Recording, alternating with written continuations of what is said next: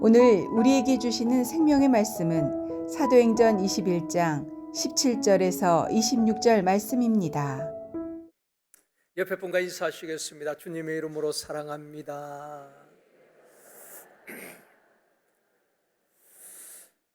다시 한번요. 올 한 해도 수고 많으셨습니다.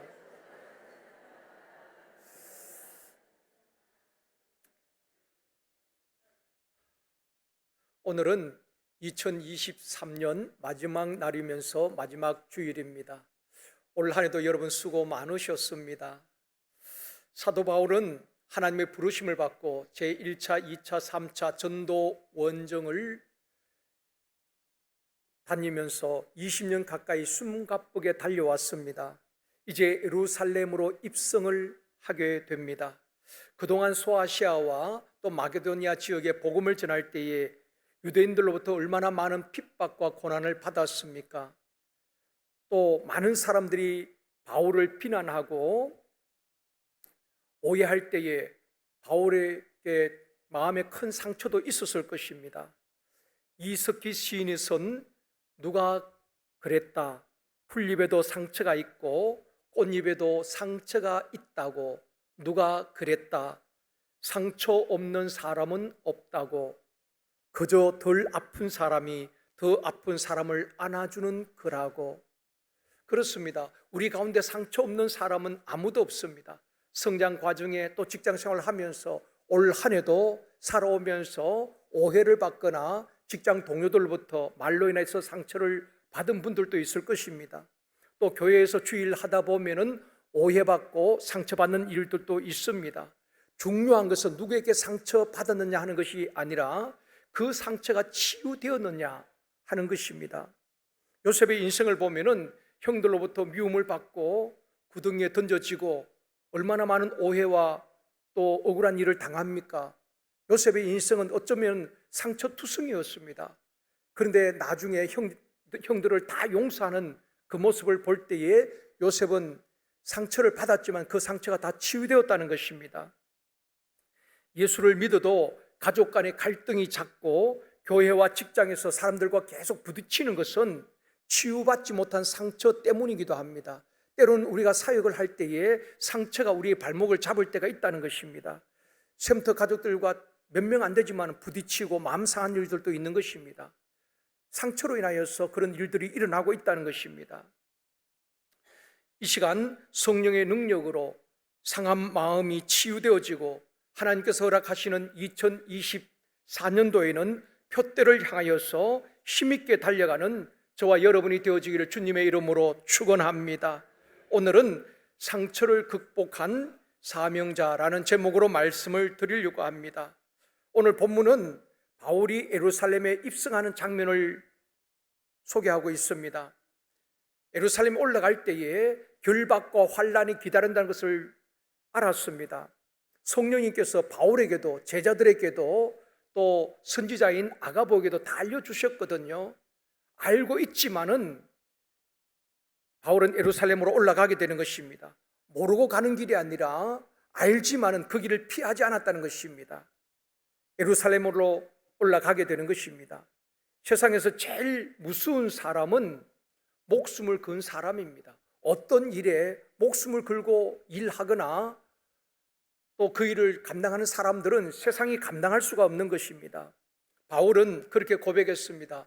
주 예수께 받은 사명 곧 하나님의 은혜의 복음을 증언하는 일을 마치려 하면은 나의 생명조차 조금도 귀한 것으로 여기지 아니한다고 고백하고 있습니다. 바울은 복음 전하는데 예수 그리스도를 증언하는데 자기의 생명을 바쳤습니다. 그를 누가 당할 수 있겠습니까?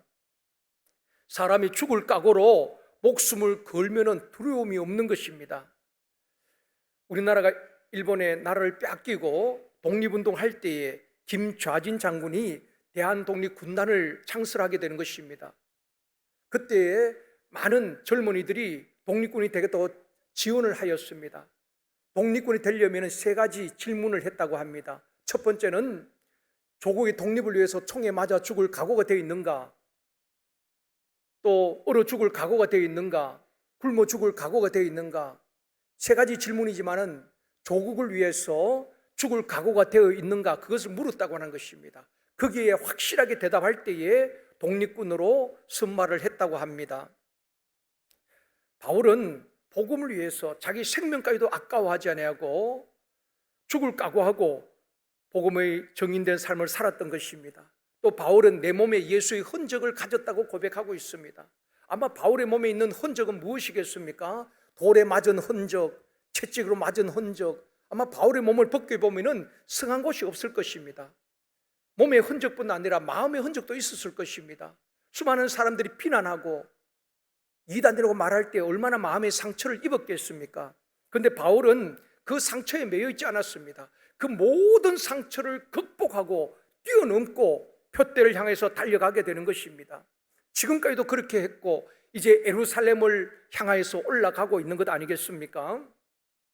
사랑하는 성도 여러분, 우리도 살다 보면은 올 한 해도 사람들로 인해서 섭섭한 마음이 있을 수도 있고 또 오해를 받은 일들도 있을 수 있고 상처받은 일들도 있을 것입니다. 중요한 것은 그것을 잘 극복하고 뛰어넘는 것입니다. 상처에 발목 잡히면 안 된다는 것입니다. 바울은 그 모든 것을 뛰어넘고 끝까지 사명을 감당하게 되는 것입니다. 오늘 말씀을 들으면서 우리가 어떻게 오해받는 일과 상처를 뛰어넘고 극복하고 주님이 주신 사명을 2024년도도 힘있게 달려갈 것인가, 오늘 본문을 통해서 답을 얻을 수 있기를 원합니다. 첫 번째로, 내가 죽고 예수로 살 때에 오해와 상처를 극복할 수 있다는 것입니다. 죽은 사람은 아무리 욕을 해도 상처받지 않습니다. 죽은 사람 꼬집다고 일어나지 않잖아요. 살아있기 때문에 우리가 상처받는 것입니다. 바울이 자주 고백했던 말이 있습니다. 나는 날마다 죽노라. 죽는다고 고백하고 있는 것입니다. 무엇이 죽습니까? 자신의 혈기, 자존심, 교만한 마음들이 날마다 십자가 앞에서 죽는 것입니다. 그리고 또 바울은 이런 고백을 합니다. 내가 그리스도와 함께 죽었다. 또 그리스도 예수의 사람들은 정욕과 탐심을 십자가에 못 박아 죽었느니라. 이런 고백을 자주 하고 있습니다. 내 자존심과 욕심을 십자가에 못 박아 죽으면은 상처받을 일이 없습니다. 그걸 뛰어넘을 수 있다는 것입니다. 오늘 본문 17절 말씀 보시겠습니다. 예루살렘에 이르니 형제들이 우리를 기꺼이 영접하거늘. 이제 바울이 예루살렘에 올라왔습니다. 그때 많은 사람들이 바울을 영접하고 환영을 합니다. 그 다음 18절도 말씀 같이 읽습니다. 그 이튿날 바울이 우리와 함께 야고보에게로 들어가니 장로들도 다 있더라. 바울이 야고보를 만나게 되는데 복음서에 보면은 야고보란 이름이 4사람이 등장합니다. 여기에 나오는 야고보는 어떤 사람인가 하면은 예수님의 제자 야고보는 아닙니다. 예수님의 제자 야고보는 사도행전 12장에 보면은 칼에 맞아 순교를 합니다. 예수님의 제자 야고보는 이미 순교했고, 오늘 본문에 나오는 야고보는 야고보서를 기록한 예수님의 동생 야고보인 것입니다. 그 야고보를 만나게 되는 것입니다. 그리고 19절에 이렇게 말씀합니다. 같이 읽습니다. 바울이 무난하고 하나님이 자기의 사역으로 말미암아 이방 가운데서 하신 일을 낱낱이 말하니, 바울이 예루살렘에 올라가서 장로들과 많은 사람들 만나서 무슨 말을 했느냐는 것입니다. 하나님이 하신 일을 낱낱이 말하였다. 그렇게 말씀하고 있습니다. 바울은 예루살렘에 올라가서 사람들 앞에서 그동안 자신이 한 일들을, 업적을 자랑하지 않았습니다. 내가 복음을 전하다가 이런 고난을 당했다, 돌에 맞기도 하고 이런 놀라운 일들을 많이 했다, 교회들도 많이 세웠다, 자기 자랑하지 않습니다. 호생담이나 영웅담을 이야기한 것도 아닙니다. 오직 바울은 하나님께서 자기를 통해서 하신 일들을 낱낱이 말하게 되는 것입니다. 자신이 이미 죽었기 때문에 자신을 드러내지 않는다는 것입니다. 자신을 자랑하지 않는 것입니다. 여러분, 성숙한 그리스도인들은 자기를 드러내지 않습니다. 오직 하나님의 이름을 높여드리고 하나님의 영광을 드러내는 것입니다. 그런데 우리가 하나님의 영광을 드러낸다고 하면서 엉거니 자신을 드러내는 사람들도 교회 안에 얼마나 많은지 모릅니다. 자신들이 인정받지 못하면 섭섭해하고 또 불수종하는 경우도 참 많이 있다는 것입니다.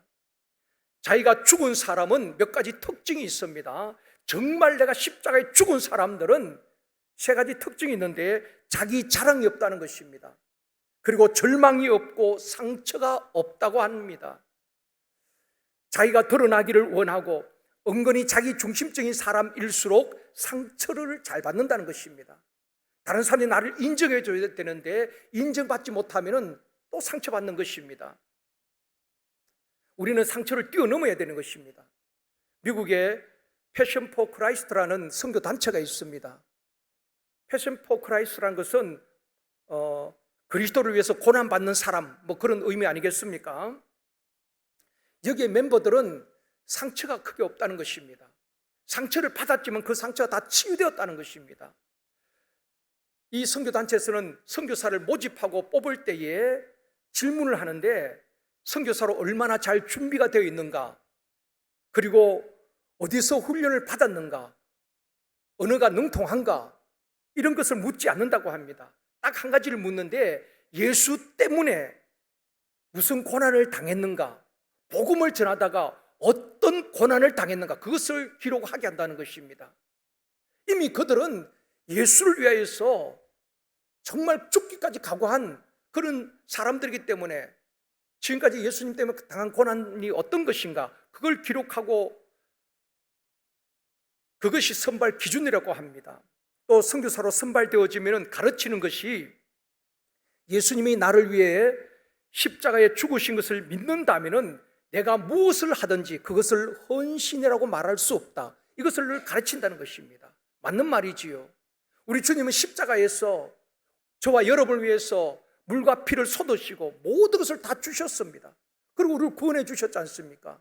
그런데 우리가 교회에서 조금 봉사하는 것 가지고 내가 주를 위해서 헌신했다, 그런 말을 할 수 없다는 것입니다. 당연히 해야 할 일이라는 것입니다. 그래서 패션 포 크라이스트라 이 선교단체에 속한 선교사들이 어디를 가든지 사역을 잘한다고 합니다. 그들은 주를 위해 살고 주를 위해 죽기를 각오한 사람들이기 때문에 고난받는 것을 그렇게 두려워하지 않는다는 것입니다. 로마서 14장 8절, 이번 주 암송 말씀입니다. 같이 읽습니다. 우리가 살아도 주를 위하여 살고 죽어도 주를 위하여 죽나니 그러므로 사나 죽으나 우리가 주의 끝이로다. 이게 바울의 신앙 아니겠습니까? 살아도 주를 위해 살고 죽는다 할지라도 주를 위해 죽는다는 것입니다. 그러므로 사나 죽으나, 죽음을 초월한 사람 아니겠습니까? 그리고 나는 주의 끝이로다.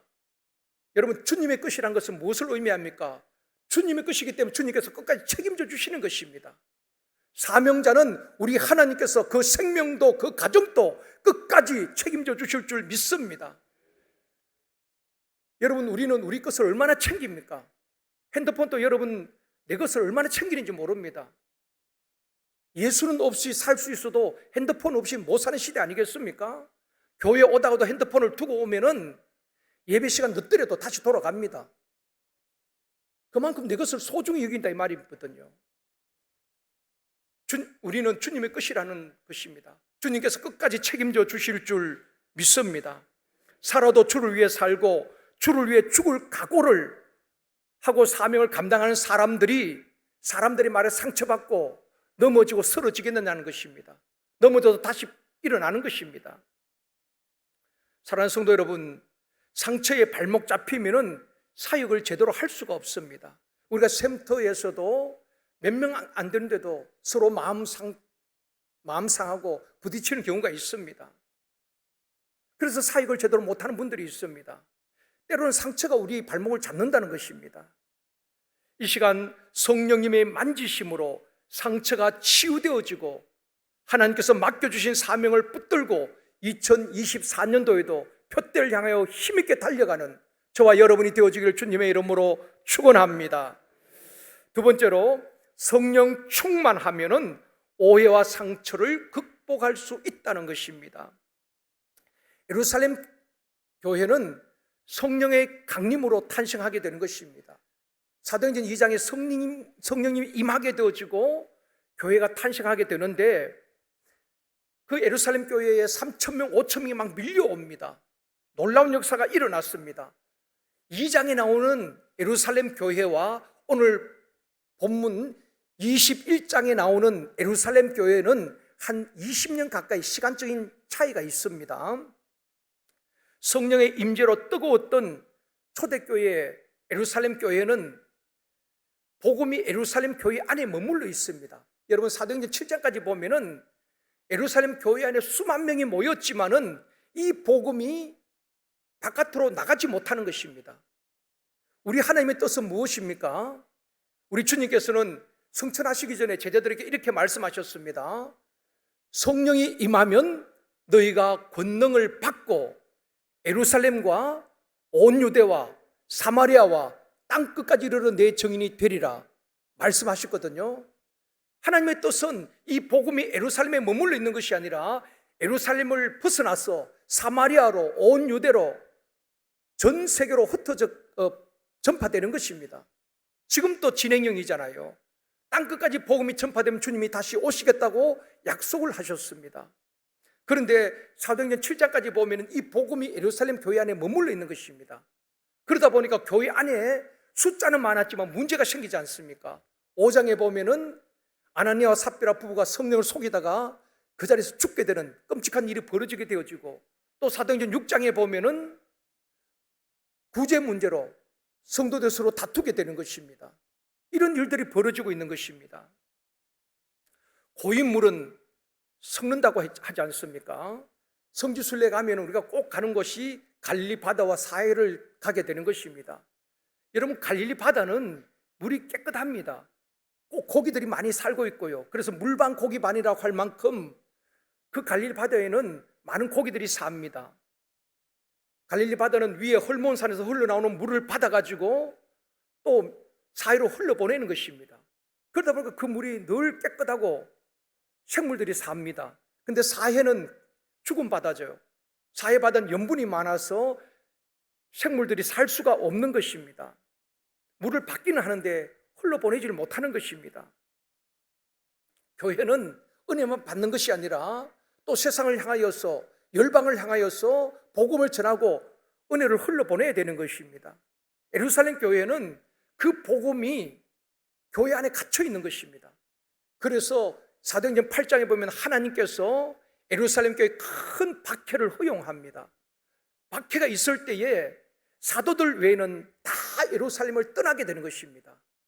빌립 집사는 사마리아로 가고, 또 어떤 사람은 안디오로 가고 구보로로 가게 되는 것입니다. 그들이 가는 곳마다 복음을 전하게 되는 것입니다. 안디옥 교회는 가만히 있는 교회가 아니었습니다. 바울과 바나바를 선교사로 또 파송하게 되는 것입니다. 그리고 바울과 바나바는 가는 곳마다 복음을 전하게 되어지고 소아시아 지역에 또 마게도니아 지역에 많은 교회들을 세우게 되는 것입니다. 복음이 교회 안에 머물러 있지 않고 열방을 향해서 퍼져나가게 되는 것입니다. 역동적인 교회가 된 것입니다. 그럴 때 놀라운 역사들이 일어나게 되어지고 복음이 전파되는 곳마다 수많은 사람들이 예수께로 돌아오게 되고 교회들이 세워지게 된 것입니다.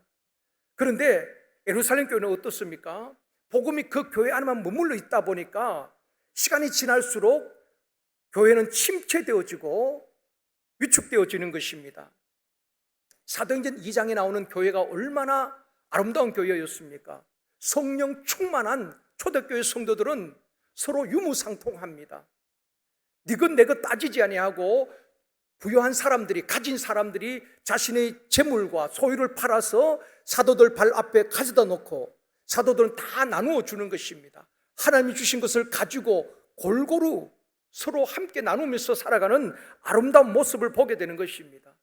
또 초대교회는 어떠했습니까? 사도행전 2장에 보면은 날마다 성전에 모이기를 힘쓰고 주중에는 가정에서 떡을 떼면서 서로 교제하고 서로 세워주고 서로 격려하는 것입니다. 이런 아름다운 교회가 20년이 지나면서 더 좋은 교회가 되어야 되는데, 더 영향력 있는 교회가 되어야 되는데, 복음이 예루살렘 교회에 머물러 있던 이 교회는 20년이 지난 다음에는 감격이 사라지고 사랑이 식어지고 냉랭하게 되었다는 것입니다. 왜 예루살렘 교회가 이렇게 되었는가? 성령의 충만함이 사라지니까 이렇게 되더라는 것입니다. 겉으로 보기에는 수만 명이 모이는 대형 교회가 되었습니다.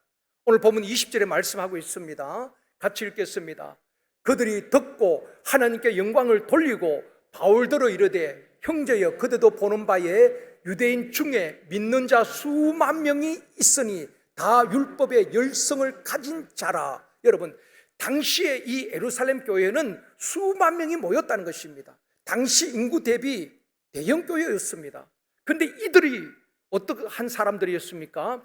율법의 열성을 가진 자라. 복음의 능력을 누리는 사람들이 아니라 율법의 열성이 있던 자라고 성경에 말씀을 하고 있는 것입니다. 그러니까 이 예루살렘 교회는 숫자적으로 성도들이 많이 있었지만은 성령의 임재와 뜨거운 사랑이 식어지니까 율법에 대한 열심만 남아 있다는 것입니다. 그리고 형식과 제도만 남게 되었다는 것입니다. 초대 예루살렘 교회는 그랬던 거 아닙니다. 오늘날 우리 한국교회 현실이기도 하는 것입니다. 교회가 수천 명이 모이고 수만 명이 모이는 것 자랑할 것 아닌 것입니다. 지금 또 생명력 있는 교회인가, 역동적인 교회인가, 그걸 봐야 되는 것입니다. 교회가 그렇지 못하면은 교회 안에 복음이 머물러 있고, 그리고 생명력을 잃어가는 교회가 되어지고 형식과 죄도만 남는 것입니다. 회의만 많이 하는 것입니다.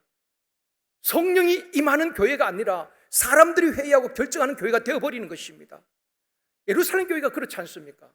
근데 안디옥 교회는 달랐어요. 성령이 임재하시고 성령이 말씀하시고 성령의 말씀하심 따라서 바울과 바나바를 파송하게 되어지는 것입니다.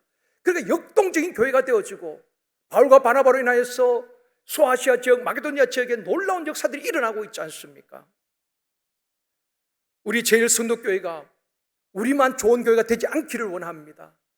복음을 세상에서 선포하고 전하는 교회가 되어지기를 원합니다. 주님이 원하시는 교회는 그런 교회라는 것입니다. 지금까지 우리 교회가 잘한 것 중에 하나는 복음과 함께 물질을 지역과 민족과 열방으로 계속 흘러보냈다는 것입니다. 저는 그렇게 생각합니다. 만약 우리가 선교를 그렇게 하지 않았다면 비전센터도 건립할 수 있었을 것입니다. 교회를 더 아름답게 리모델링할 수도 있었을 것입니다. 그런데 지금까지 우리가 십시일반 함께 모아서 국내외 선교에 힘에 겨웁도록 매달 보내고 있는 것입니다. 참 잘한 일이라고 생각되어집니다. 앞으로도 그렇게 해야 되는 것입니다. 이것이 주님께서 기뻐하시는 교회가 아니겠습니까? 예루살렘 교회는 그렇게 아름다웠던 교회, 성령으로 충만했던 교회, 유무상통했던 그 교회가 갈수록 사랑이 식어지고 복음의 능력을 잃어버리고, 그리고 성령의 충만함이 사라지니까 결국 율법만 남아있는 것입니다. 율법에 열심히 있는 자만 남아있었다는 것입니다. 수만 명이 모였지만은 생명력을 잃어버린 교회가 되었다는 것입니다. 사랑하는 성도 여러분, 성도들도 교회 안에만 머물러 있으면 안 되는 것입니다. 전도 현장으로, 선교 현장으로, 사역의 현장으로 가셔야 되는 것입니다. 아멘입니다. 나가서 내가 전도하고 복음을 선포할 때에 내가 살아나는 것입니다. 여러분, 선교 열심히 하는 분이, 전도 열심히 하는 분이 시험 드는 경우가 많이 없습니다. 늘 성령님을 의지하고 핍박과 고난을 받지만은 내가 살아나는 것입니다. 근데 가만히 머물러 있으면은 모여서 남 험담하는 경우가 많이 있습니다. 잘잘못을 따지기도 하고 다른 이야기 하는 것입니다. 그래서 복음은 교회 안에 머물러 있어서는 안 되는 것입니다. 나가서 전도하고 복음을 선포할 때에 강력한 성령의 사람이 되어줄 줄 믿습니다. 그래서 우리 새해 표어는 소그룹으로 샘터든 어떤 모임이든 기도하고 나가서 전도하는 교회가 되자는 것입니다. 그럴 때 부흥은 자동적으로 따라오는 것 아니겠습니까? 그렇게 우리가 모든 교회가 새해에는 나가서 전도하고 복음을 선포하고 전도 현장으로, 사역의 현장으로, 선교 현장으로 다 나갈 수 있기를 원합니다. 그럴 때에 내가 살아나는 것입니다. 교회가 역동적으로 복음이 전 세계를 향해서 퍼져나가게 되어줄 줄 믿습니다. 또 강력한 성령에 사로잡힌 사람들은 모든 오해와 상처를 극복하고 뛰어넘을 수가 있는 것입니다. 사랑하는 성도 여러분, 성령 충만한 교회와 성도들이 되어서 지역과 민족과 열방을 치유하며 전진하는 역동적인 교회가 되어지기를 주님의 이름으로 축원합니다. 세 번째로, 상처에 인질 잡히지 말라 하는 것입니다. 교회나 가정, 직장에서 자기 주장이 강한 사람들, 이기려고 하는 사람들이 의외로 상처를 잘 받습니다. 여러분, 우리 예수님이 능력이 없어서 십자가에 죽으신 것 아니잖아요. 우리 주님이 십자가에서 조롱을 당하고 멸시를 당하고 침뱉음을 당하고 심지어 뺨을 맞았습니다. 주님이 무능해서 그렇게 당했습니까? 아닙니다. 주님은 오직 십자가를 지기 위해서 오셨고 우리를 구원하는 것이 목적이었습니다. 우리를 구원하기 위해서 자존심, 수치 다 내려놓은 것 아니겠습니까? 만약에 육이 살아있는 저와 여러분 같으면 어떻게 하겠습니까? 우리에게 그런 능력이 있다면 십자가에 달렸다가도 막 조롱하는 사람들, 너가 유대인의 왕이냐, 너 자신도 구원하지 못하는 사람이 무슨 구원자냐, 메시아냐 조롱할 때에 육이 살아있는 우리 같으면은 그렇게 기도했을 것입니다. 하나님, 잠깐만 좀 기다리십시오. 내가 이 인간들 손 좀 보고 와서 다시 십자가 짓게요. 그리고 내려와가지고 그 사람들 다 원수 갖고 다 초토화시키고 다시 십자가를 질 수도 있잖아요. 그런데 우리 주님은 자존심, 그게 무슨 상관입니까? 목적이 우리를 구원한 것이었기 때문에 모든 수치와 조롱 당하시면서 십자가를 치신 것 아니겠습니까? 그걸 생각할 때 내가 하는 그 일을 헌신하고 말하기도 어려운 것입니다. 우리는 조그만 일을 하고도 칭찬받기 좋아하고 인정받기 좋아하고 은근히 내 자신을 드러내기를 좋아하고 내 이름이 나타나기를 좋아하고 그게 무슨 의미가 있습니까? 그런데 그것이 충족되지 않으면 또 상처받고 섭섭해하고 불순종하기도 하는 것입니다. 바울이 예루살렘으로 갔을 때에 바울에 대한 가짜 소문들이 예루살렘에 많이 퍼져 있었습니다. 어떤 소문이었습니까? 오늘 본문 21절 말씀입니다. 같이 읽겠습니다.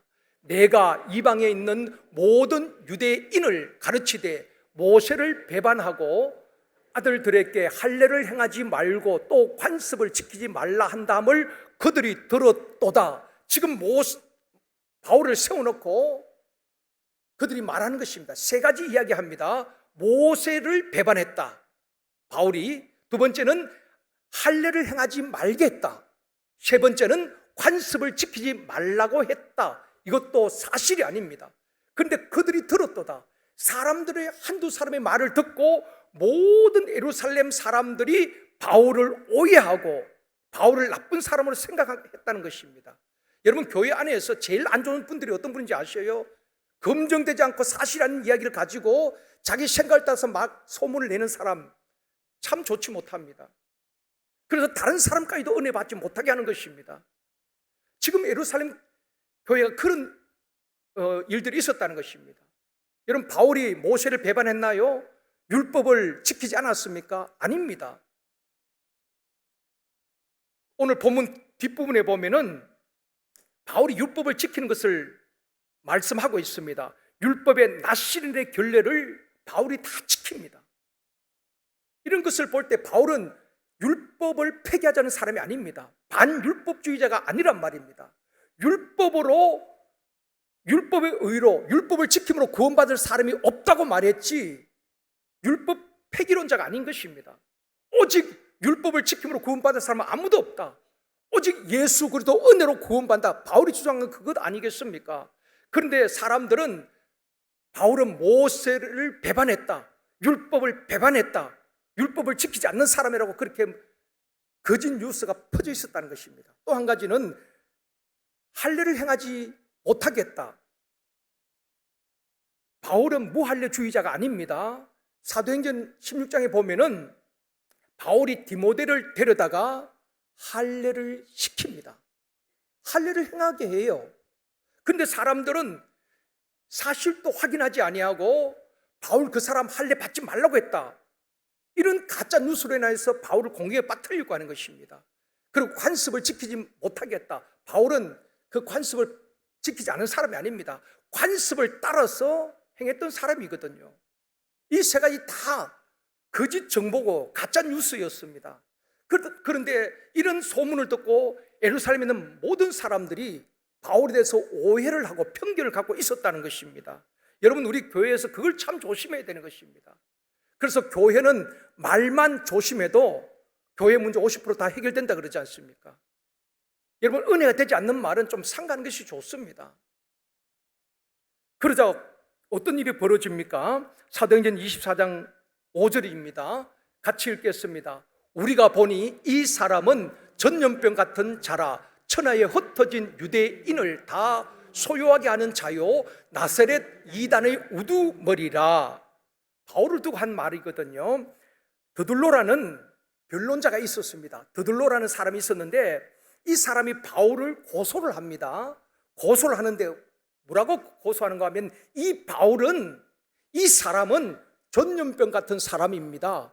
연병과 같은 사람입니다. 천하에 흩어진 유대인들을 소욕해 하고 나사렛 이단의 우두머리입니다. 바울을 나사렛 예수의 이단의 괴수라고 말하고 있는 것입니다. 이런 말을 들을 때 바울이 얼마나 마음이 상하고 상처가 되었겠습니까? 그런데 바울은 성령으로 충만했기 때문에 사람들의 말이나 사람들의 평가에 그렇게 연연하지 않았습니다. 여러분, 우리 신앙생활을 하면서 함정이 있습니다. 하나님의 말씀에 집중하고 하나님께서 나를 어떻게 평가할 것인가, 거기에 집중해야 되는데 대부분 사람들은 사람들의 평가에 예민하고 민감하다는 것입니다. 특히 젊은 사람일수록 청년들은 주변 사람들이 굉장히 예민합니다. 주변 사람들이 나를 어떻게 볼 것인가, 주변 사람들이 나를 어떻게 평가하는가, 그게 굉장히 예민합니다. 그러다 보니까 그때로는 함정에 빠지기도 하는 것입니다. 사람의 평가는 온전하지 못한 것입니다. 사람들은 다 자기 입장에서 말하기 때문에 진리가 아니거든요. 그런데 우리는 하나님의 말씀에 집중하기보다도 사람의 말 때문에 흔들리고 사람의 말 때문에 편견을 갖고 사람의 말 때문에 시험 들 때가 얼마나 많은지 모릅니다. 여러분, 새해에는 오직 하나님의 말씀 붙들고 달려갈 수 있기를 원합니다. 사람의 말은 그냥 참고하면 되는 것입니다. 이 사람 말 들으면 저 사람이 아주 나쁜 사람이에요. 근데 이 사람의 말을 들으면 또 저 사람이 나빠요. 그렇기 때문에 여러분, 사람은 다 자기 입장에서 말하기 때문에 그런 것입니다. 지금 드둘로 같은 사람도 바울을 이단의 우두머리라고 할 만큼 그런 말들을 할 때 바울이 큰 상처를 받을 만하지만 바울은 이미 그것을 다 뛰어넘은 것입니다. 가끔 보면은 테러리스트라든지 아니면 납치범들이 사람을 납치하고 몸값을 요구하는 경우가 있습니다.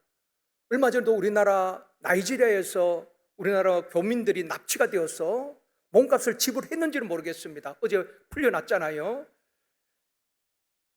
그런데 미국에서는 한 가지 원칙이 있다는 것입니다. 미국인들을 상대로 납치범들이 납치를 하고 요구를 한 경우가 많이 있잖아요. 미국에서는 한 가지 원칙이 있는데 절대로 납치범과는 협상하지 않는다는 것입니다. 타협하지 않는다는 것입니다.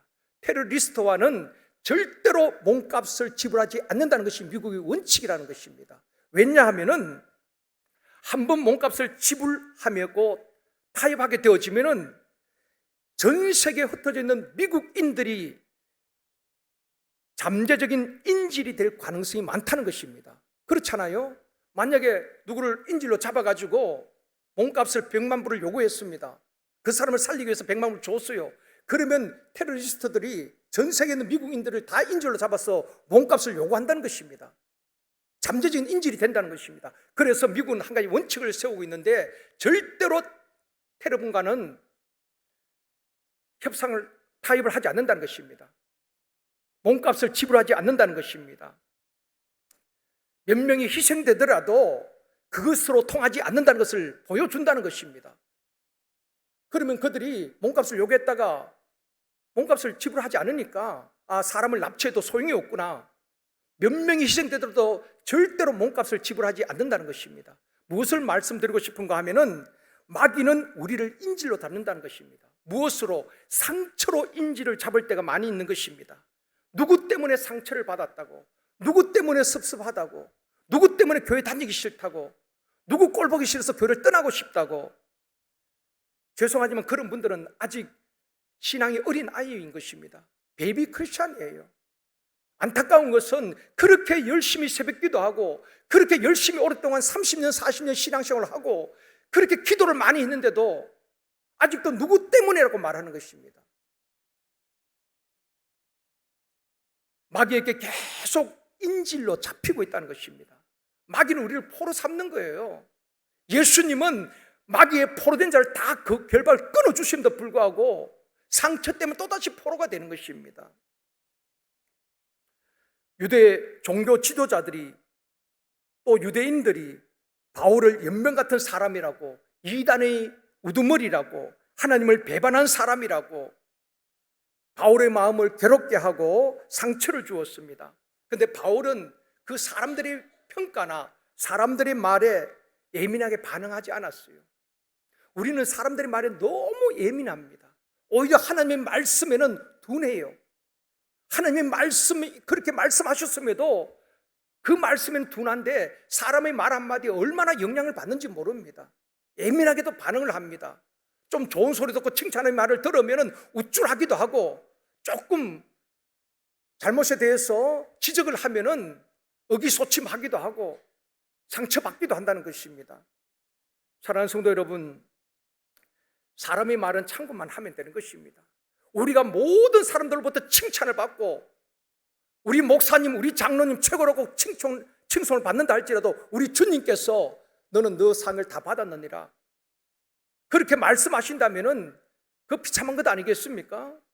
사람들에게 인정받지 못하고 무명일지라도 우리 주님께서 사랑하는 아들아, 사랑하는 딸아, 내가 너를 안다. 너의 수고를 기억하고 있다. 너를 위해서 예비된 의의 멸류관이 있노라. 그게 성공 아니겠습니까? 여러분, 사람의 말에 예민한 것이 아니라 성령님께 민감할 수 있기를 원합니다.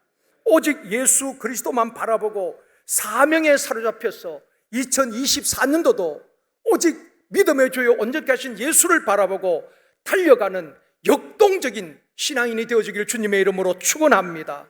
말씀을 맺겠습니다. 사랑하는 성도 여러분, 우리가 살면서 오해를 받고 상처받는 일들도 있습니다. 상처를 주어서도 안 되지만은 그 상처로 인하여서 또 치유받지 못하고 또 다른 사람을 아프게 해서는 안 된다는 것입니다. 상처에 발목 잡히면 안 되는 것입니다. 주변에도 보면은 오해를 받고 너무 억울하니까 극단적인 선택을 하는 연예인들도 있고 뭐 정치인들도 있지 않습니까? 상처를 극복하고 살다 보면 억울한 일이 왜 없겠습니까? 오해받는 일이 왜 없겠습니까? 우리 주님도 바울도 얼마나 오해를 받았습니까? 이단이라는 소리를 들었고 연명할 사람이라는 말도 들었습니다. 그렇지만은 그 사람의 말에 상처받지 않습니다. 하나님의 그 뜻을 향하여서 묵묵히 달려가는 것입니다. 십자가를 바라보고 가는 거예요.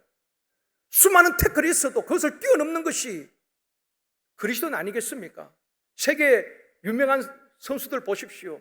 축구 선수들 보면은 메시나 뭐 호날두 같은 선수들 보면은 집중 마크를 하잖아요. 태클이 들어오고 그렇지만 그걸 다 뛰어넘고 골을 넣으니까 세계적인 선수가 되는 것 아니겠습니까? 몸값이 세계 최고가 되는 것 아니겠습니까? 수많은 새해에도 사람들 위해서 태클이 들어올 수가 있습니다. 방해를 할 수가 있습니다. 그걸 뛰어넘어야 되는 것입니다. 내가 누구 때문에 상처 입었네, 누구 때문에 뭐 교회 나오고 싶지 않다 그런 말 하는 것은 아직 어린 아이와 같은 신앙인인 것입니다. 좀 성숙한 신앙인이 되어지기를 원합니다. 내 자존심, 내 욕심, 육신의 정욕, 안목의 정욕, 이생의 자랑이 십자가에 못 박아지고 죽어지면은 죽은 사람은 상처받지 않습니다. 내 자존심이 살아있고 혈기가 살아있고 내 욕망이 살아있고 이생의 정욕, 자랑하고 싶은 마음들이 있기 때문에 상처받는 것인 것입니다. 욕심과 탐심을 십자가에 못 박고 예수로 사는 저와 여러분이 되어지기를 원합니다. 또 성령으로 충만하여서 오해와 상처를 뛰어넘을 수 있기를 원합니다. 우리 모두가 상처에 인질 잡히지 아니하고 마귀의 포로가 되지 아니하고 모든 상처를 치유받고 극복하고 미래를 향하여서 하나님 주시는 새 2024년을 위하여서 표대를 향하여서 힘있게 전진하고 달려가는 교회와 성도들이 되시길 주님의 이름으로 축원합니다.